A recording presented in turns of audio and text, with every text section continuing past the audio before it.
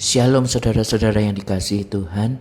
Renungan kita kali ini bertema tetap berharap dengan berdasarkan dari nats Alkitab Kisah Para Rasul pasal 1 ayat 9 hingga ayat yang ke-11 yang berbunyi demikian.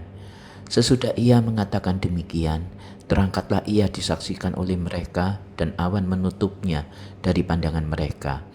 Ketika mereka sedang menatap ke langit waktu ia naik itu, tiba-tiba berdirilah dua orang yang berpakaian putih dekat mereka dan berkata kepada mereka, "Hai orang-orang Galilea, mengapakah kamu berdiri melihat ke langit? Yesus ini yang terangkat ke sorga meninggalkan kamu akan datang kembali dengan cara yang sama seperti kamu melihat dia naik ke sorga."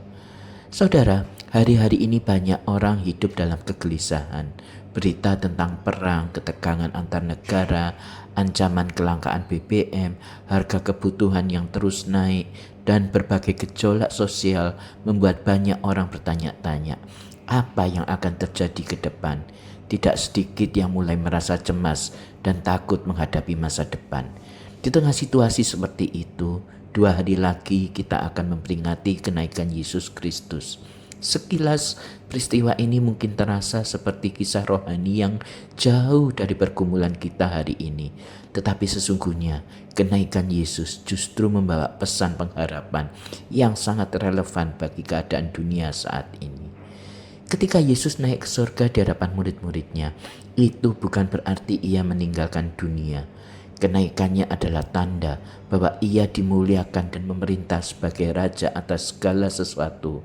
Artinya, meskipun dunia terlihat tidak stabil, Yesus tetap memegang kendali penuh. Inilah penghiburan besar bagi orang-orang percaya. Dunia boleh bergoncang, keadaan ekonomi boleh berubah, situasi sosial boleh memanas, tetapi tahta Kristus tidak pernah goyah. Tidak ada satupun peristiwa yang berada di luar kuasanya. Saudara, kenaikan Yesus juga mengingatkan kita bahwa dunia ini bukan tujuan akhir kita. Saat para murid menatap ke langit, malaikat berkata bahwa Yesus akan datang kembali. Ini berarti sejarah sedang berjalan menuju penggenapan rencana Allah. Seringkali kita begitu menggantungkan rasa aman pada kestabilan dunia ini, pada ekonomi yang baik, harga yang terjangkau, atau kejadian yang tenang.